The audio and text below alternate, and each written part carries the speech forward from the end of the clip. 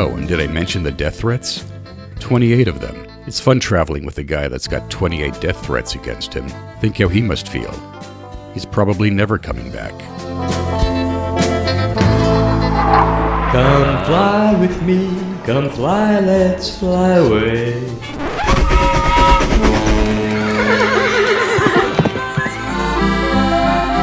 Two tickets to paradise and make it snappy. Attention passengers, we need another volunteer. Cabin crew, prepare for takeoff. Hello, and welcome to Come Fly With Me and Other Travel Mischief.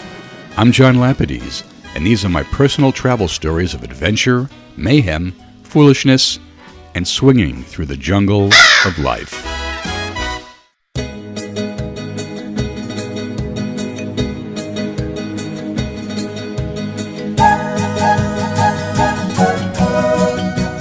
This week we're in the Peruvian desert, shooting a documentary with the president of Peru. We're racing dune buggies.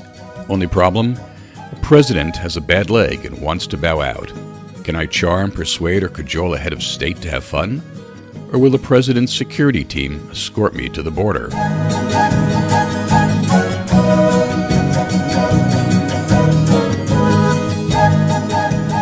A presidential sales job. Peru, land of what? What were you thinking? What comes to mind? Machu Picchu? Indian villagers in bright, colorful serapes? Maybe shamans burning incense? That was about all I pictured before I went to Peru to produce a travel documentary. I soon discovered one of the most varied places on the planet. Technicolor green hillsides, stark snowy peaks at 15,000 feet, lush intense Amazonian jungles, a Martian landscape populated with the world's tallest sand dunes. I was very lucky. When I produced these travel documentaries, I got to see and do everything on our schedule, twice. Let me explain. This documentary was a tour of Peru, featuring the country's president as our tour guide. The fact that we were producing a show featuring a head of state meant everything had to be researched and planned just right.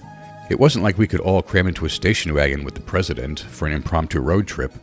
No, we're talking a presidential entourage, a security force of dozens, and precise logistics befitting a head of state. This meant we traveled on the presidential jet and used motorcades on the ground. Everything had to be planned with military precision because, well, most of his people were military. We were fortunate to get so much of the president's valuable time, so we couldn't waste it going to places that didn't pan out for our show. Hence, lucky me. I got to scout and experience most of the country before we even came close to actual production. That's how, 3 weeks prior to shooting, I found myself in a dune buggy near the southern Peruvian town of Huacachina, racing up giant sand dunes, going airborne, then sliding downhill sideways in a whirl of spray and spinning wheels. Fun! I remember it was late in the day on our scout, the sun setting over the desert. We went for dinner and decided this dune buggy thing would be great for the show. We would even have the president at the wheel to show him being active. Good for TV and good for his image.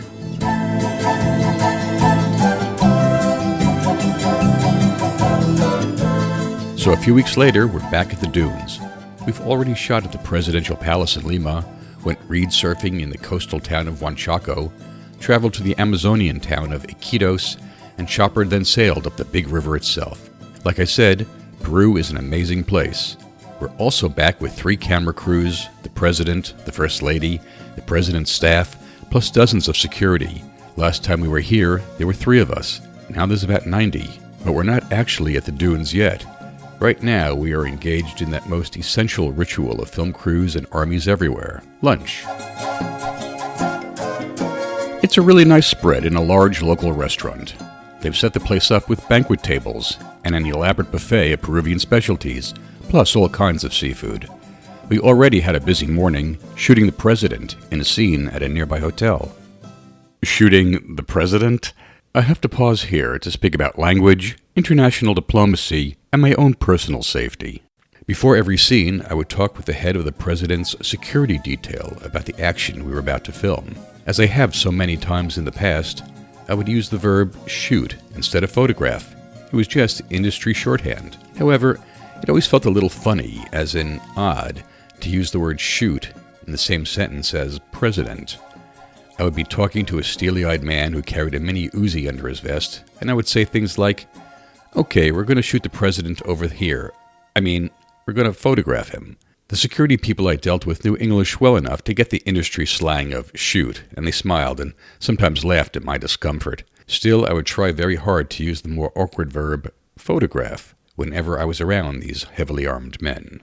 Angela, one of our crew members, had her own take on how the two sides got along. I remember we also just made friends with a lot of his aides because I think they were both amused and wary of us, to a certain extent. Amused by the fact that they weren't used to having a crew with them constantly, but sort of wary as in what exactly, because, we weren't all able to communicate. We weren't all fluent in Spanish. They weren't all fluent in English. So, there was a little bit of, what exactly are you doing next? Anyway, I'm stuffing in my third helping of ají de langostinos when the executive producer of the production comes over to me with an executive request. The president is having second thoughts about going in the dune buggy. This could seriously affect our scene, as it is all about the president in a dune buggy. No president, no scene. It seems he injured his leg 2 weeks before when he was in a small mountain village making a speech. The platform on which he was standing suddenly collapsed. He is in pain and doesn't want to aggravate the leg. Would I speak to him and what? Convince him to go on with the show? I'm not sure they have the Broadway musical theater showbiz ethos here in Peru. But I'm a producer, and it's my job to produce. So I abandoned my lunch and gingerly approached the Peruvian head of state. He is sitting there with the First Lady, and they're both looking kind of glum. In fact, he seems a bit pale. He's always been very agreeable, always with a smile on his face, except right now. I haven't seen him so grim. He must really be in pain. I have to do my job, and I feel like a schmuck. The conversation goes something like this. Me, Mr. President, I'm so sorry about your leg. The first couple stares at me. Me, how about you just drive for a few minutes, and then we'll put in a double for you. The president makes a sort of thinking, groaning sound. I need to get this scene. We only have a few days to photograph this entire show, and we can't afford to blow the afternoon. So I suggest, okay, I've got a great idea. You don't have to drive. You can be the passenger, and you only have to ride in the dune buggy for maybe 20 seconds. Then we'll do the rest of the scene without you. Does that sound like something you can work with, sir? I add with my most hopeful expression, but I probably look like I'm about to cry, so he smiles and pats me on the arm. Let me rest for a few minutes, John. Then we'll see. I think this is good news. Does anybody ever back down from, we'll see?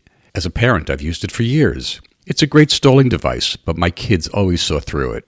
Like a cautious but optimistic kid, I smile and thank the President and First Lady. I stride out to the dunes. The crew is already setting up. The light is good. It's the middle of the afternoon, but it's winter, so the sun is not that high in the sky. The President arrives with some of his security people.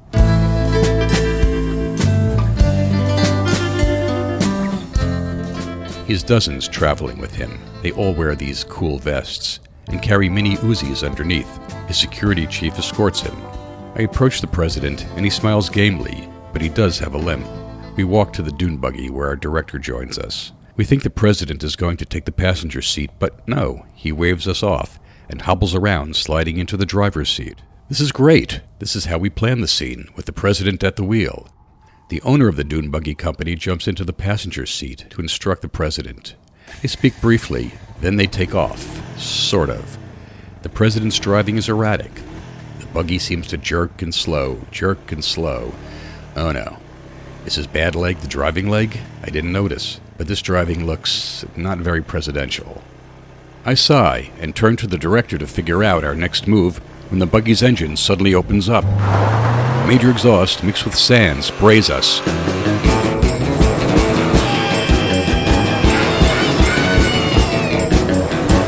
We look to see the president rocket that dune buggy up the hill, hit the crest, go airborne, and head down to the other side. We're astonished. The director quickly orders the camera crews into place, readying for the president's return and our scene. In no time, the president comes roaring over the hill and slides down the dune. We rush over to him, and he's got the biggest presidential smile of the shoot. It must be the one that got him elected. Mr. President, it's fun, right? Feeling good? I offer, feeling very vindicated. I want to say, I told you so, But maybe you don't say that to a president. We're going to set up the scene now and attach some cameras to the dune buggy, but no. He waves us off and motions for the First Lady to hop in.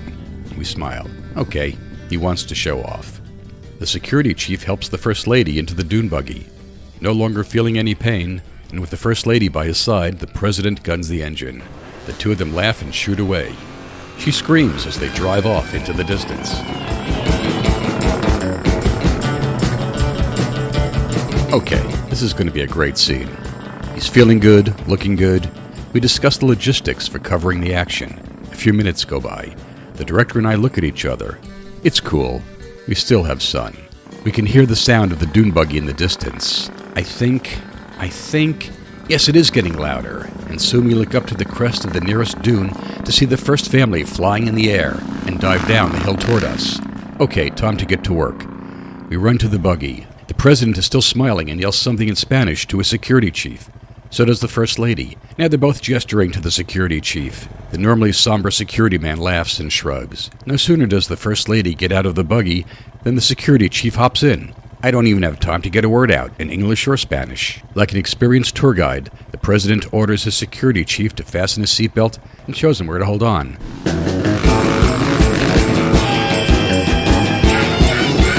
And they're off. The president raises his arm in a departing wave. What just happened?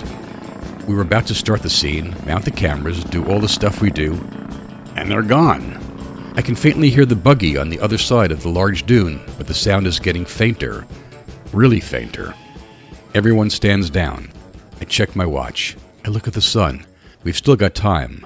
For a while. The minutes are ticking away. Is he coming back? When is he coming back? We need to get this shot. Ah well, who can blame the guy? I got to do this dune buggy thing during the scout. It's really a lot of fun. And fun is something this president probably doesn't have much of. Politics are brutal here in Peru. The long knives are always out, just waiting for a wrong move. Waste, fraud, lies. It's like a telenovela. No wonder he drove off and just kept going. Who wouldn't? Oh, and did I mention the death threats?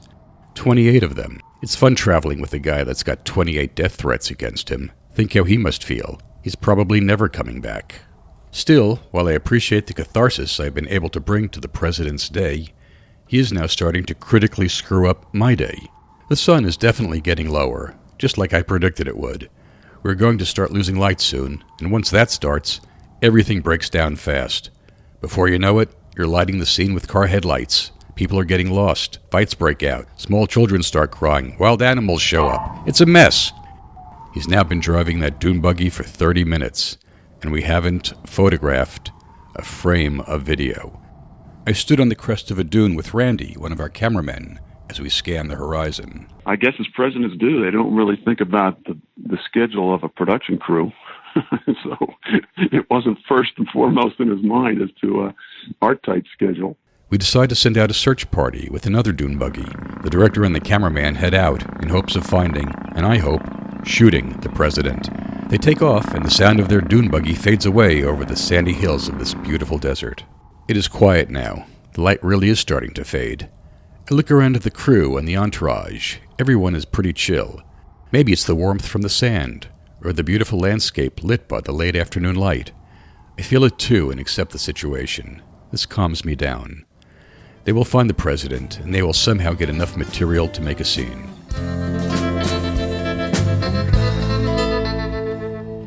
I climb to the top of the nearest hill. Somewhere out there in the dunes of Huacachina, the president of Peru is happy for a little while. It's all because I pushed him, and this makes me happy. I wonder if he will ever have this much fun again.